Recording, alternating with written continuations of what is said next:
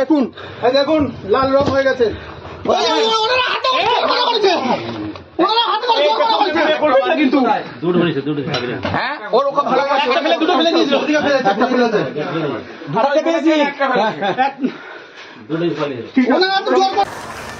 খুব সাবধান, anti corruption branch সাজাচ্ছি নতুন করে। ল্যান্ড অফিসে, রেজিস্ট্রি অফিসে, পঞ্চায়েত পুরসভায় টাকা যদি নিয়েছেন খপ করে ধরা পড়বেন আর জেলের ভিতরে যাবেন। শুধু জেল খাটাবো না, সম্পত্তি অবরোধ করব। ইমানদার সরকার নরেন্দ্র মোদীজি প্রধানমন্ত্রী বলে গেছেন, তিনি গ্যারান্টার, তার গ্যারান্টি পূরণ করার দায়িত্ব আপনাদের সেবক, আপনাদের মুখ্যমন্ত্রী শুভেন্দু অধিকারী। আপনাকে বৈধভাবে অর্থনৈতিক নিরাপত্তা দেওয়া হচ্ছে, তার বাইরে অবৈধভাবে খেতে গেলেই খপ করে ধরবো, চুলের মুঠি ধরে জেলে পড়বো। সবাই ভালো থাকবেন।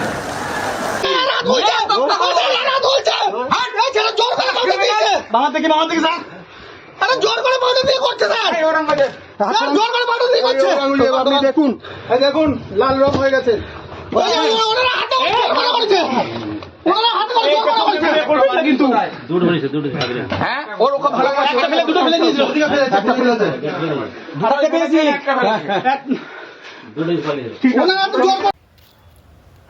কয়েকদিন আগেই দেখলাম যে পুলিশের একজন সাব ইন্সপেক্টর তিনি প্রায় 15,000 টাকা ঘুষ নিতে গিয়ে হাতে নাতে ধরা পড়লেন,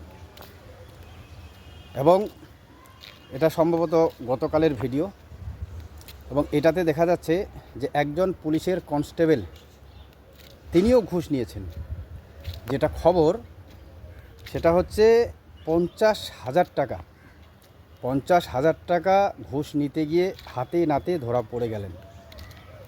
আর আপনার ভিডিওতে দেখলেন যে বাংলার নতুন মুখ্যমন্ত্রী, 3 মাস বয়স, শুভেন্দু অধিকারী মহাশয়, তিনি যে নতুন করে এই দুর্নীতি রোখার জন্যে, তোলাবাজি রোখার জন্যে, সে কোনো সরকারি অধিকারী হোক বা কোনো দলের নেতাই হোক, তাদেরকে ধরার জন্যে তিনি কিন্তু তার দল তৈরি করেছেন।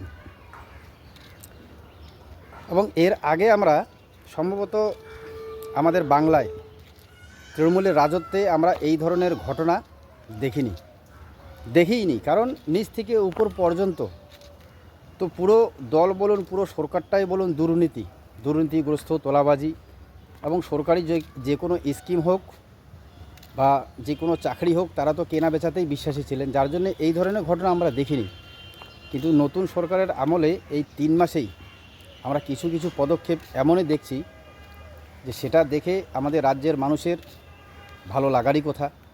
কারণ এই দুর্নীতি, এই অপশাসন এবং এই তোলাবাজির বিরুদ্ধেই কিন্তু তৃণমূল সরকারকে সাধারণ মানুষ বাই বাই করেছে এবং নতুন বিজেপি সরকারকে স্বাগত জানিয়েছে।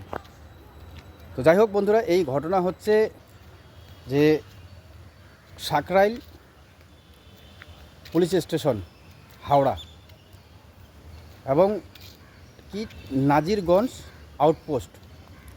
তো সেই নাজিরগঞ্জ আউটপোস্টের একজন পুলিশের কনস্টেবল, উনি 50,000 টাকা ঘুষ নিতে গিয়ে হাতে নাতে ধরে ফেলেছেন। এবং আপনারা দেখলেন ভিডিওতে যে এখন তো দেখা যাচ্ছে নতুন পদ্ধতি, এটা আগেও ছিল।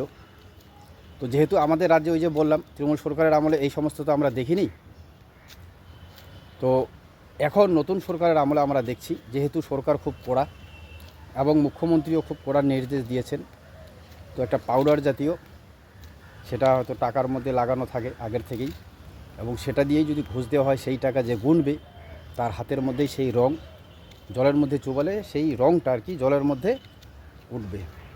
তো এই কনস্টেবল বলছে ওনার হাতে নাকি জোর করে রং লাগানো হচ্ছে, মানে ধরা পড়ার পরেই ওনার সম্পূর্ণ মানে হয় চোর ধরা পড়লে এরকমই বলবে। তো যাই হোক, আমি এই ভিডিওটি করলাম বন্ধুরা, এবং তার সাথে সাথে আপনারা